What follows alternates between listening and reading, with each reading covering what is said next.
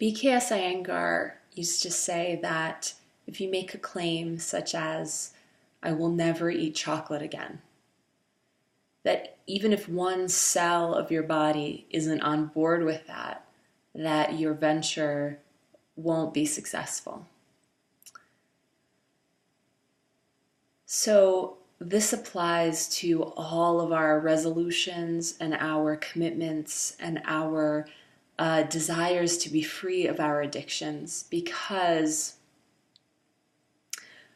what often happens is that the conscious mind sees a track, a way of going, a commitment to make, and it sees the benefit of that to ourselves. And yet there's part of us that isn't on board. So that part of us might not understand why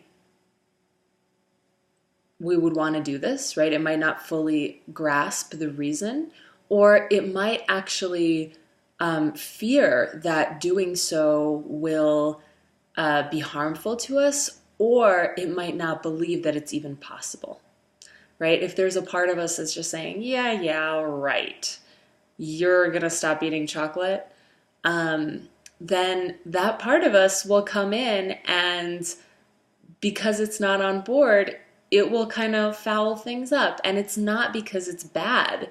It's because for some reason it's not fully on board. And what we need to do is the gradual, very careful work of integration. And integration means going into ourselves and reclaiming all of these parts. So if you've been a human for any amount of time,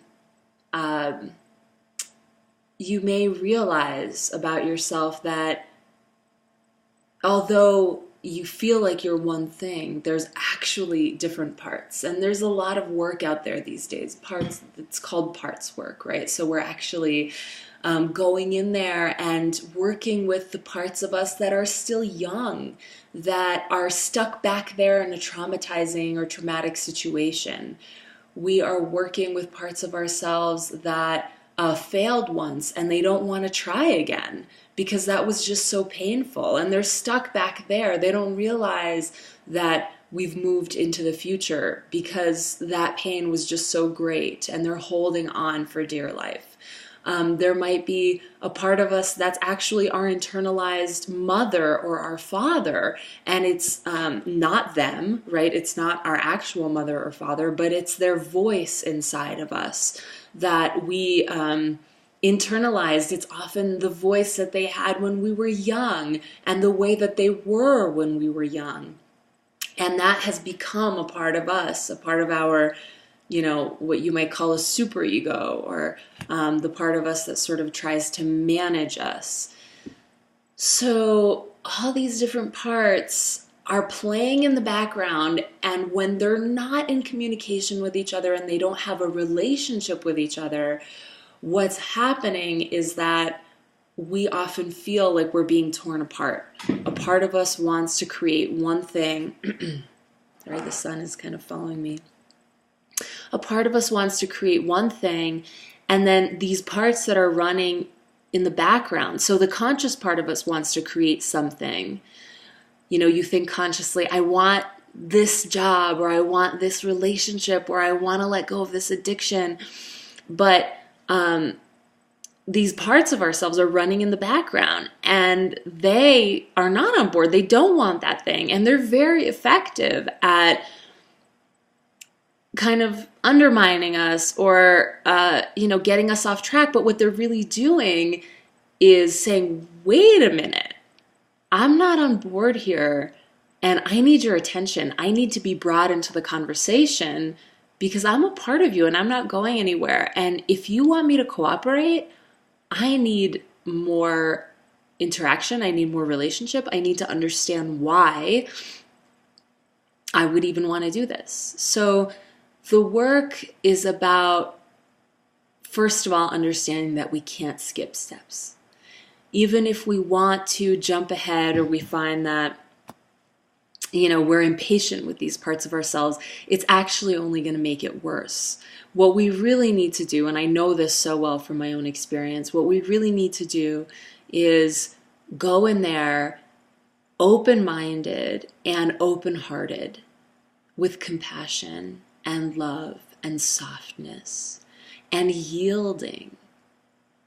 Because it's like you're the CEO or the boss of a company and you have employees. If you go to your employees and start bossing them around and running them around, things might look okay on the surface, but underneath, everybody is not aligned. Everybody's kind of feeling condescended, patronized. They are not on board. They don't understand what's in it for them. And you're going to have a lot of fragmentation within your team. And this is the same inside of us or inside a family. When we try to make executive decisions without the cooperation of these different parts of us, then we end up really having to go back anyway and rebuild and mend relationships with ourselves that are wounded and that have been neglected for too long. So the first part is just realizing and recognizing that there's no skipping this step. There's no rushing past, and that it's going to take as long as it takes, this work. And that ultimately what we're looking at and the sort of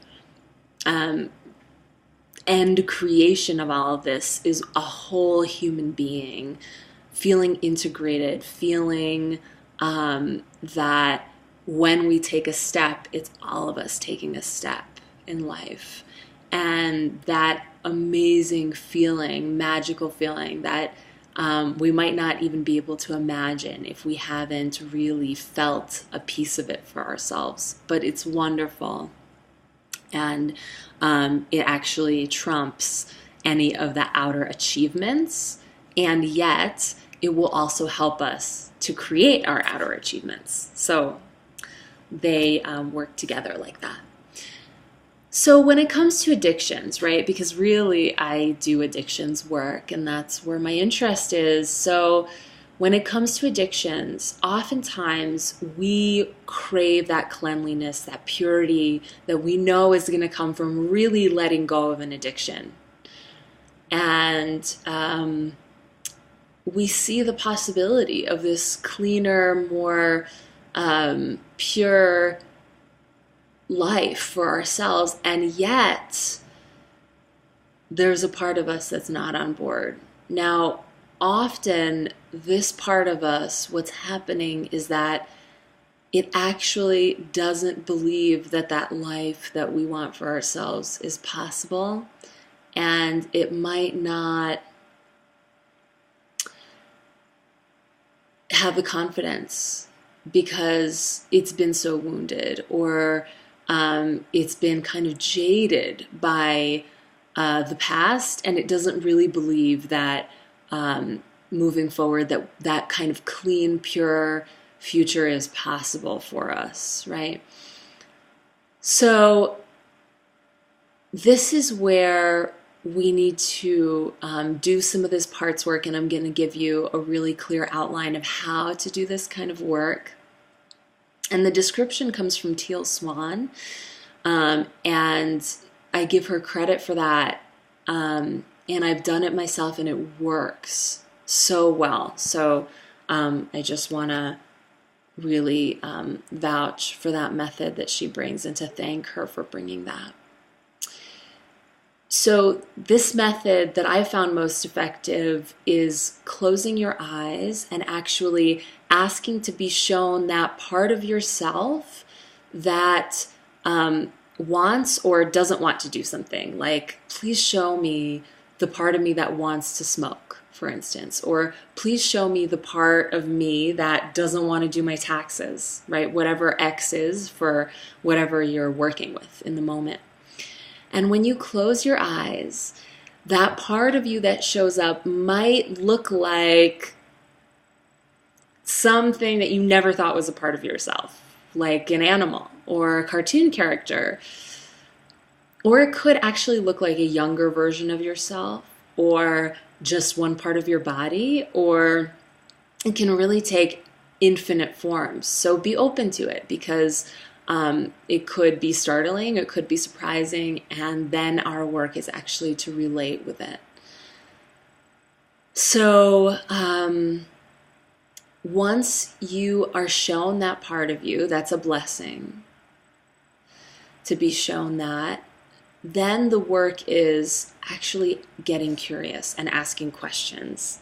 So it's really at that point, let me try to find a good angle, not about your agenda, and it's not about pushing your agenda onto that part of yourself. So you know for yourself that when somebody is trying to pressure you into something, automatically the guards go up. You're not going to be fully transparent and open with them.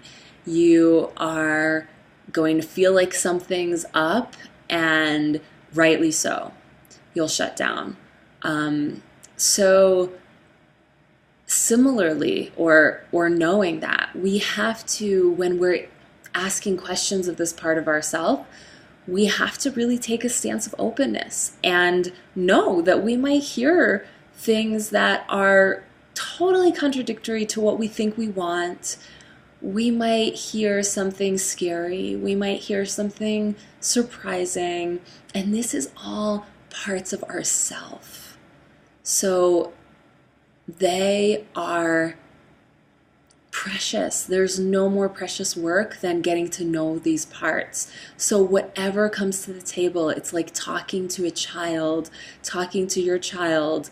It might startle you, it might surprise you, it might scare you, but at the end of the day, it's such a blessing that they're being open with you about what's really going on for them. So taking that stance of compassion and softness and openness for what it is that they're bringing. And then ask them questions. Some of my favorite questions come from a practice called feeding your demons. And these questions are, what do you want? What do you really, really need? Which might be different from what you want.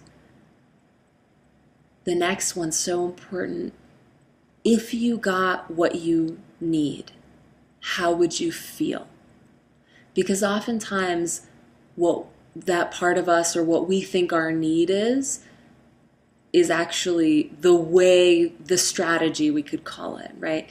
The way that we're going about getting the need. So we might say, I want, or I need my mommy, but really that feeling that we want is, I want to feel cared for.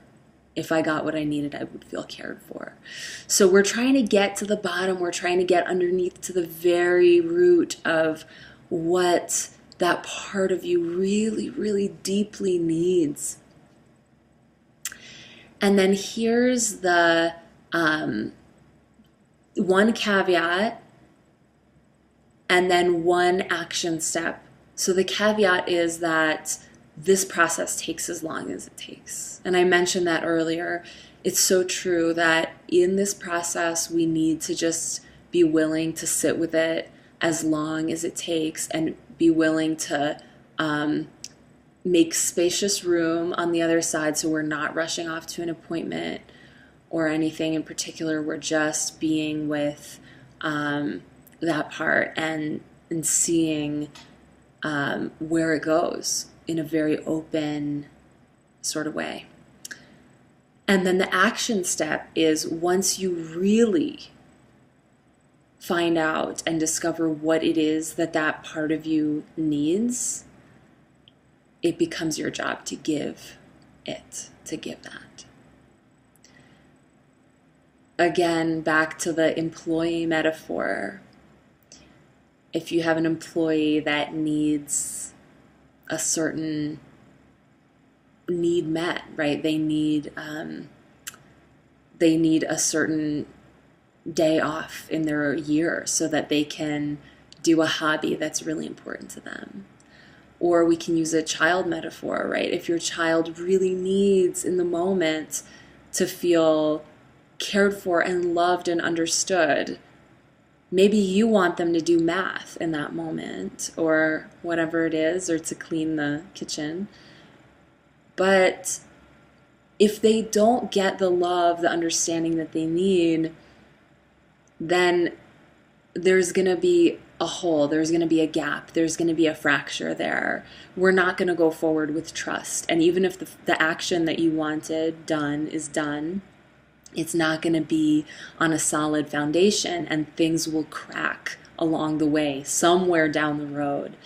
So with this information that you've gathered, right, maybe you're that part of you that that binge eats, or, you know, this is just an example. It's going to be something unique for you.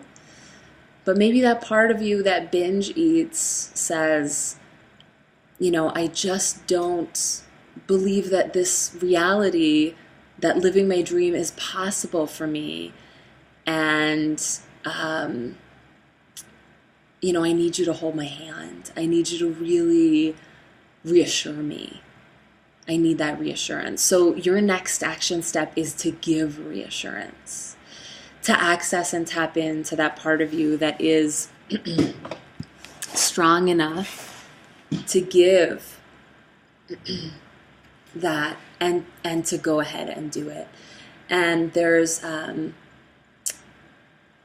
incredible empowerment in this, because what we're slowly learning is that we have it inside of us to actually give ourselves what it is that we need, because it's actually these different parts of us that need something from us. And maybe that need might be community, and your next step might be to gather a community for that part of you to really feel met and like it's getting its need.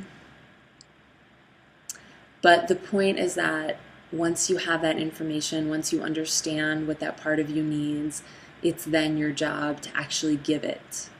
Now, here's where you get to watch the magic happen, because when you've actually given the part of you that was not on board, when you've included it, when you've given it what it needs, maybe it just needed more explanation. Maybe if it didn't understand why we were going to stop smoking or go to the gym every day, maybe it just needed an explanation of, okay, so remember that time when we didn't go exercise for a couple weeks and how bad we felt, and then how our relationship suffered? Remember that? Well, can't you see how it's actually, you know, can you see how it'll be to your benefit if we exercise every day? It's just a little bit of time, and you'll feel so much better, and you'll be able to do this other thing that you really want to do. So maybe it's just an explanation. But once we really give that part of us what it needed, and once it's on board and it realizes that it's a good situation for them to be a part of as well, that it's what Teal called a win-win. Once it realizes that, then we experience something that is really remarkable, which is real transformation. Now, it might not happen overnight, and I'm not promising any kind of time frame, but I can say from my own experience that doing this work, this integration work, will make change in your experience of life, because suddenly things that seemed like such a war and so hard and so like swimming against the tide will feel easy, will feel natural, will feel like you're on a track and you're just going forward on that track. So this is a gift to be able to do this work. I so encourage you to just dive in and enjoy this deep, deep intimacy with yourself. I'll see you next time.